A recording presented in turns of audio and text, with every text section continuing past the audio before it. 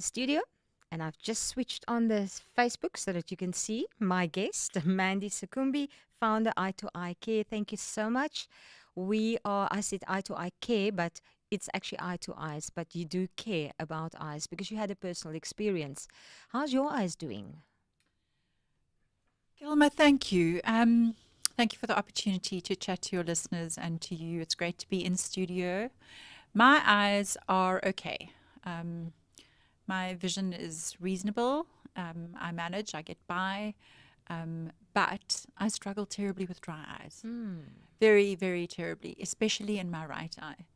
And it's just a cause of constant burning and irritation. And I spend my entire day putting eye drops in, lubricating to try and relieve them.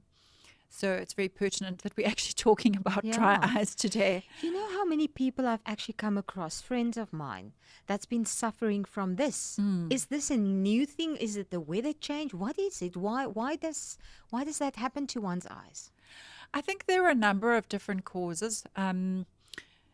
Firstly, as women, as we get older, our eyes generally dry out after menopause. So that is one big flag is post-menopause dry eye syndrome is very, very common.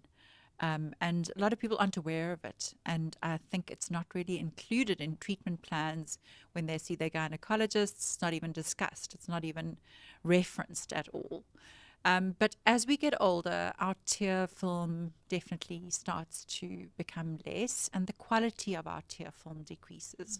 So remember, we've got not just our tears are not just watery substances that are produced by the lacrimal glands. We've also got oils that are really important that make up quality of the tears to keep our eyes moist and lubricated. And when those start to decrease, that lipid content starts to decrease, we start to suffer with dry eyes. But there are other conditions. Also, we live in a very in the Western Cape, particularly, we are exposed to a lot of wind. We're exposed to a lot of pollen. So there are some environmental factors that can contribute to making dry eyes even worse. Some people actually suffer from something called tear evaporation, where if they go into the wind, their tears just evaporate instantly. So, and then there are also certain medications that can contribute to dry eyes. So, for example, if you are on tranquilizers, antidepressants, diabetes medication, some heart medication, and you're suffering with dry eyes, it's really worth chatting to your doctor and just mentioning that and finding out if there is an alternative that can be used that doesn't cause as significant dry eye. Well, if you're listening with us today and we're looking at dry eyes, you are mentioning that as well. What is the negative aspect of it, except for the burning? What effect does it have on your eye? Well, ultimately, if it's left untreated and it becomes severe, you can damage your ocular surface. So you can actually cause damage to your cornea. So that's your very front window or lens into your eye, and it's there to really protect the eye from getting infections and inflammation. And your tear film is also responsible for protecting you from inflammations and eye infections. So if that is reduced and you are experiencing very dry eyes, you are now susceptible to infections. And long term, you can ultimately cause damage to that corneal structure. And in fact, you can cause vision loss. So it can be significant if it's left untreated. What type of treatment is normally prescribed? So the common treatment would be lubricating eye drops. And I would always say to anybody who goes to get lubricating eye drops over the counter that you consider looking for preservative-free eye drops. So there are a multitude of different brands available. I won't mention any particular brands, but lubricating is important. Then another trick is to use hot compression. So I have a little bean bag that I bought from Clicks, and I think you can get them at Discount as well. And it goes into the microwave for 30 seconds, and then I lie with that over my eyes for 5 to 10 minutes, and that actually just helps to stimulate the little oil glands to actually secrete oil. You can also gently use your fingertips to massage your eyelids, top and bottom, and that also helps to release the oil from the meibomian glands to increase your tear film. Ah, so that is why, because my grandmother always used to say that a specific natural tea, which I'm also not going to name the brand of, is when that's heated, a little bit heated, and to put one on each eye, she says that that helps, and it Oh, makes wow. sense. Yeah, That does. That makes yeah, complete sense. yeah, So anything like that, any sort of heat is going yeah. to going And to assist. if it's a natural type of tea, you still have Yes. that as well in it. Yes. Yeah. Yeah. But So, and then just to mention, there is also an eye shampoo which one can get, and I will mention the brand name there yeah, because it's the only one that is available. It's called Navi Blef, that's interesting. Navi I've never heard of that. Blef. Yeah. It contains a little bit of tea tree oil. It's used to treat blepharitis. So all of us have actually got, sounds quite gross, but all of us have actually got these little hojos, like little mites that live in our eyelashes. It's totally common, it's totally normal, totally natural. So the Naviblef is generally used to treat that, but it's also really good for just soothing dry eyes. So keeping your eyes clean and having a routine of rinsing them with something like that in the mornings and in the evenings is also something you can do.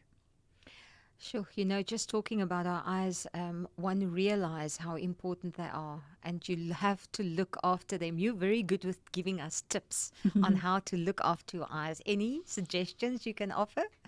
Yeah, so one of the other things obviously is your omega-3 intake. So either taking a really good omega-3, and I mean, I stress a good omega-3 because there are a lot of products out there pretending to be omega-3s that are actually probably just regular cooking oil.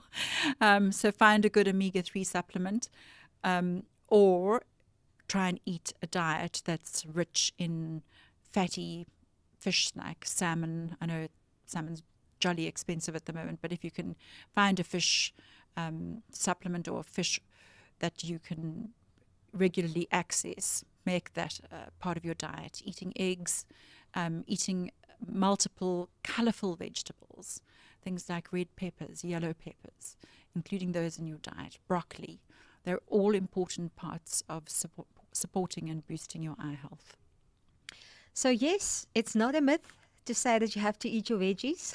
Not at And that all. my mother always used to say, let's make it colorful because we need to eat something of everything. There's a purpose in all of this. Exactly. And things like seeds and nuts, those are also rich in oil. So, use your sunflower seeds, your sesame seeds, eat avocados. When they're in season, they're not too expensive and Yeah, the they're so prices are yummy. going down a little bit now. They Yeah. are, yes, yeah. So stock up. Yes, stock up. We actually, a friend and I were talking about if we could possibly freeze avos somehow to keep them going. So, because it's so nice and it's actually ideal because it just goes with everything and it's really, a lot of people, it's palatable yes, to a lot yeah, of people. yeah, great source of oil. Yeah. Yeah.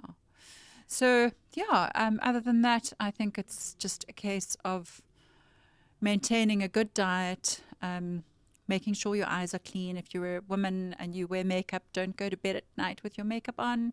Make sure you remove that mascara and anything, eyeliner, any eye makeup, any foundation that might be lurking around your face. Go to bed with a clean face so you don't have any of those things going into your eyes at night and causing even more dryness. Yeah. And then, of course, smoking.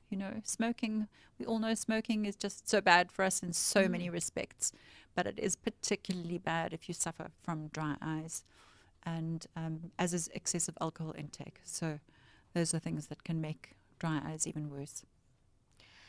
There are, if one not specifically suffer from dry eyes, but is it sensible to keep obviously you can't keep eye drops for too long, but is it sensible to keep like an eye saline or just an eye rinser, which is not chemically induced, like a salt water rinse or something that they do in these little bottles? It's like a saline rinse they have. Is it wise to keep something like that handy? I would be nervous of that simply because of products, yeah, unless it's got a preservative in it. You know, These little plastic those little minims that you talk minims, about, yeah, those you can keep for a couple of days. I mean, I use those all the time, and I probably go through 2 or 3 a day. And you can, people get those minims and they think you've got to put the entire minimum into your eye at one time, but actually it's probably got 5 or 6 drops in it, and you can snap that cap off and put the cap back on. So you can actually keep those for a couple of days, even though they are preservative free. Yeah. You're touching on something. I've been watching people putting eye drops in. That's quite an adventure. People, watch next time when somebody puts eye drops in. It is, and so there is actually a technique to it. And what you should really do is, if you put your head back, and then you grab the bottom of your eyelid and make like a little funnel in the bottom of your eyelid, and then squeeze the bottle or the minimum and get it into that little funnel. Yeah. And then close your eyes and hold your eyes closed for at least 10, 15 seconds, because otherwise it's just going to run straight out. And I suppose you don't need a whole bottle. Your eye can only probably cope with one drop. Exactly. It can only cope with one drop at a time. That's a very, very good comment. It's exactly what it can cope with. Sure. So, yeah. Well, there's a healthy tip. And yes, so you can actually so you can get through the day with one of those things. Yes. And I think that's something that I want to tell my friend, because whenever he puts something in, it's like, there goes the whole bottle. No. It's a waste of money and a waste of eye drops, and your eyes can't cope with it. Yeah. Interesting that they say that your eye can only cope with that one drop. Just shows you how powerful it is. Yeah. And how little your body needs to be okay. Just a little bit of eye care. Yeah. And working with a computer screen on, people often say that they also get very dry, the eyes. Could that have a specific effect as well? Absolutely. So, the point is that when we're working on screens, we've got these horrible sort of blue lights that are coming at our eyes, causing damage. And you're causing eye strain. And we tend not to blink. So the golden rule when we are working on a screen is the 20-20 rule. So it's to look up and away from your screen every 20 minutes, and to look at a distance of 20 feet, which I think is 6 meters. And give your eyes a break from because that definitely, and blink. Keep blinking. I mean, we often don't blink. Even when we're reading a book, we forget to blink, and it becomes... Blinking helps to produce tears. So blink away. That's something I'm going to have to pay attention to, just as how much do I actually blink, So things like. And then I suppose doing eye exercises is not necessarily a bad thing, because it strengthens your eye in general. Sure. And there's been a lot of research done in even blind individuals who have been told they will never see again, who've actually embarked on some really radical eye exercises, and have actually improved their vision, moving their eyes from side to side, incorporating different techniques.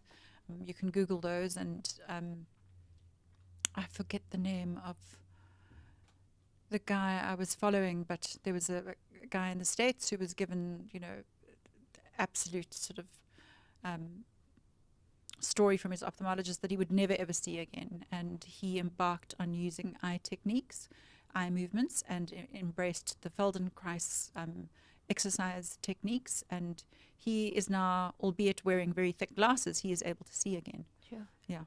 Yeah, you see, our bodies are made to move, to be active. That's how we were made. Yeah. Wonderfully and specially made for that. And we forget that eyes and everything around the eyes also is muscles.